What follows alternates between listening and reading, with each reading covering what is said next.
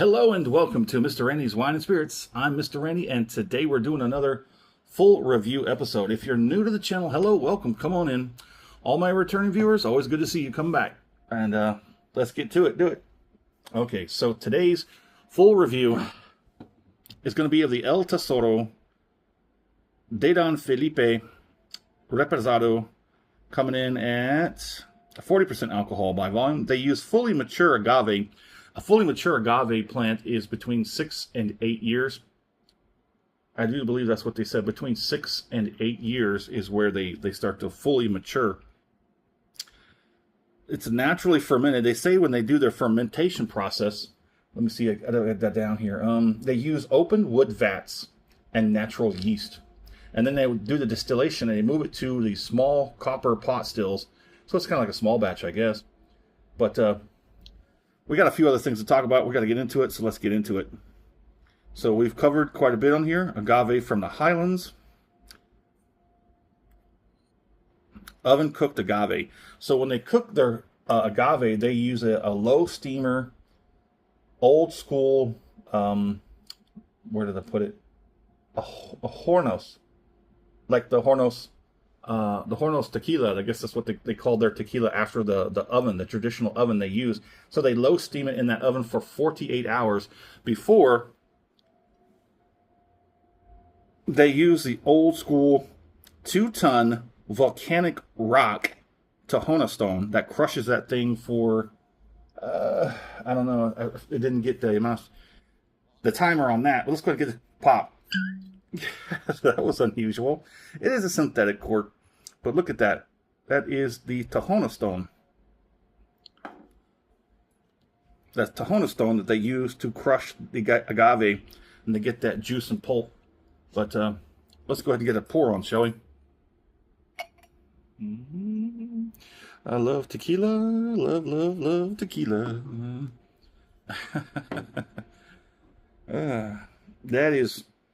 That's so clear. I'm not even going to bother.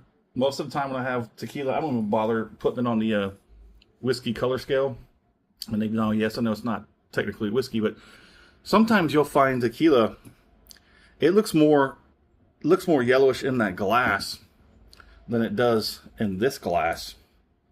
This one here looks almost clear, like Blanco.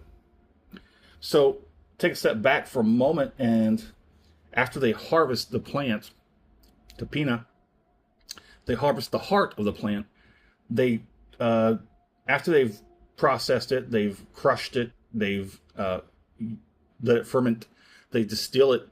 Once it goes into the barrels, they use American oak ex-bourbon barrels, and they claim that they set no less than 9 months, but really no longer than 11. So between 9 and 11 months, where a lot of other people, when they make tequila, they won't rest it but like a few months, not even around about 6. Sometimes you get as little as 3 months. They'll say, oh, 3 to 6 months, or they'll say 6 to 8. Añejo is anything above like that 12 months, somewhere around the 18, somewhere up to 18 months. On the nose, it's very nice. It hasn't turned down too much from the off the rip. I apologize. If you're new to the channel, I do a 3-part series. Part 1, off the rip, get it home, crack it open, have my first pour, share my first impressions with you, because that's what we do. Part 2, where we are here today, is called the full review. I get it down here halfway, I put the cork on it, that 2-ton heavy stone, and I put it on the shelf, let it sit for a week and a half. I think it's definitely good at a week and a half. Any more than that, you're just wasting time, I do think. Anyways, I go online while it's sitting there, I try and find as much information as I can. I've gotten a little bit of information on this one. Come back, we talk about it, I score it, I continue to drink it, because part 3, final pour episode, thusly named, we have that final pour compared to the first pour off the rip and everything in between. You take a look at the back there. Founded by Don Felipe Camarena in 1937. They really put themselves on, they pride themselves on traditional ways. Agaves and traditional ovens, crush them with a volcanic Tahona wheel, and double distill it to proof it and improve it in copper stills. I don't want to scan that code, but there's your NOM certification, 1139. There we go. El Tesoro. I paid $50.41 out the door for this one. This was the last bottle that had this label. This was the last bottle. So the Blancos had a different label on the bottles. The Reposado, there were two. There was this one, and then there was like a different one, I guess, like all the other ones. So of course I had to get that one. And the Anejos and all that, they all had a different type of labeling, and this was the only one that was different. So I took that. So let's go ahead and get on the palate. Let's move on.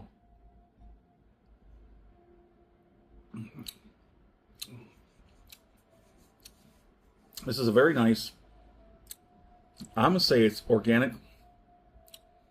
Like I don't want to say if it's kosher because I don't have that information anywhere.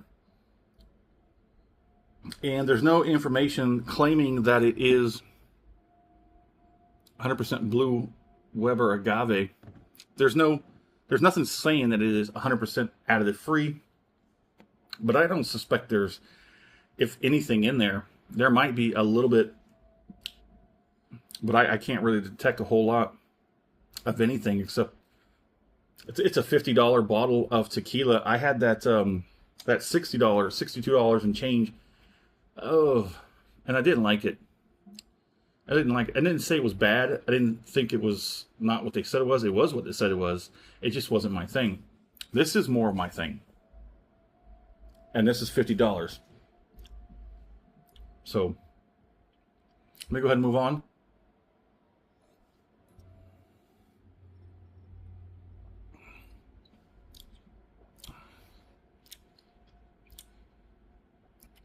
It's got some good viscosity. It transfers really well to the palate. All the flavor profiles, everything I'm getting on the flavor profile kind of clings together, which could possibly indicate that there is some glycerin added to help sort of stabilize everything. That I really need to start remembering what that bottle's name was. It didn't strike me enough. It didn't speak to me. I didn't care for it enough to remember the name of the bottle, but I remember the price I paid for it because I didn't care for it for so much.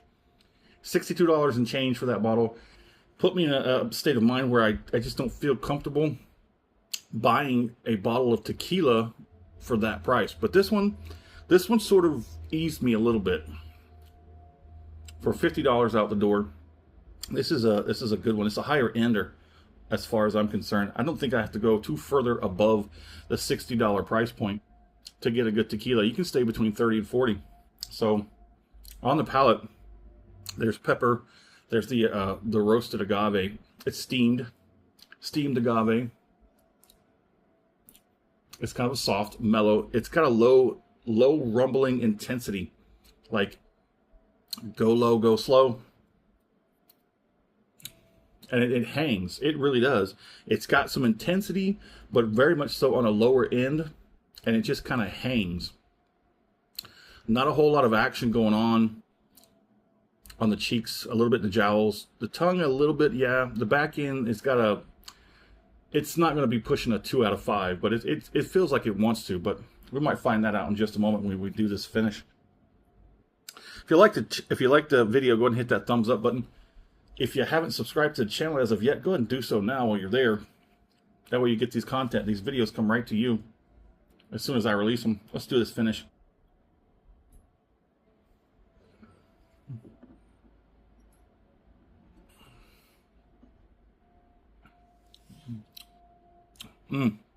That's good. That's good.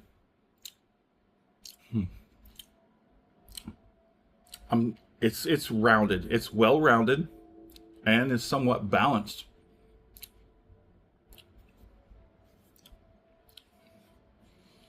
I have to really start getting deeper into the processes of making tequila to really hone in, because I don't want to be spending more than $50 for a bottle and then it not be likable or enjoyable. I'll do it for the experience, but even that at some point it's going to start rubbing me the wrong way. I do understand that, because I'm thinking I would never pay $100 for a bottle of tequila. I said I would never pay $100 for a bottle of whiskey. Bourbon definitely, bourbon is definitely telling me no, don't do it. Irish is very, very. The jury is still out on that one. When it comes to Scotch, I will definitely slap down $100 for a good bottle of Scotch. That is absolutely the truth of the heart. Oh, so the back end has definitely now exceeded the 2 out of 5. It's like a 2.5. I don't think it's going to see a 3, but it feels like it's got the intensity to push for that 3. The flavor, the flavor profile sort of mellows down, like mellows out, and it's still kind of there. It's just all the spiky little pieces where you get the pepper and the caramel, all that sort of melted down, and it's sort of a low-lying sort of experience. Again, there's nothing going on in the gums, the cheeks, not so much to talk about. The tongue sort of like it wants to tap out, but it's hanging in there. Everything seems to be lying on the floor, but still with some intensity. It's a pretty good one. So let's put a score on it, shall we? Oh, I'll give it a weak 5 out of 5. Excuse me. It definitely belongs in the 5 column. Excuse me. It definitely belongs in the 5 column. But I'm thinking the price point is a little bit high for me. Not that the cost is the issue, but it's the price point you put on it. I like all the information. I like the fact that they really do take traditional to heart when they're making it. And that all this is really old school. I really want to dive into this brand and this labeling and look into it a little bit more. Maybe try their añejo. My fair price on this, I'll leave it alone because I do think it is worth it. It's definitely worth a good price point, but that's I think where we're going to be, hanging around with the issue. is it a $50 bottle of tequila? I'd say at least for now, this one for the experience, yes. We'll come back to that at the final pour episode, and we'll revisit that and see if I still think, is it worth 50? Would I go with what I'm feeling? Kind of maybe I wish it was more towards 40s. That way it could slip into the category where I say you can get a good tequila for $30 to $40 out the door. If I could get this for 40 out the door, I would buy it again. Absolutely. We'll just knock that one out while we're there. But yeah, I guess we'll come back for the final pour episode to figure out what I've figured out. In the meantime, in the comment section, would love to know where you're at. What are you currently drinking? Have you had a El Tesoro? What do you think about all this? Do you like it? Do you don't care? What's the most you paid for a bottle of tequila? Hit me up in the comment section. Let's talk about it. And as always, thanks for stopping by here at Mr. Randy's Wine and Spirits. Have a good one. Have a dang good one. Yeah, have a dang good one.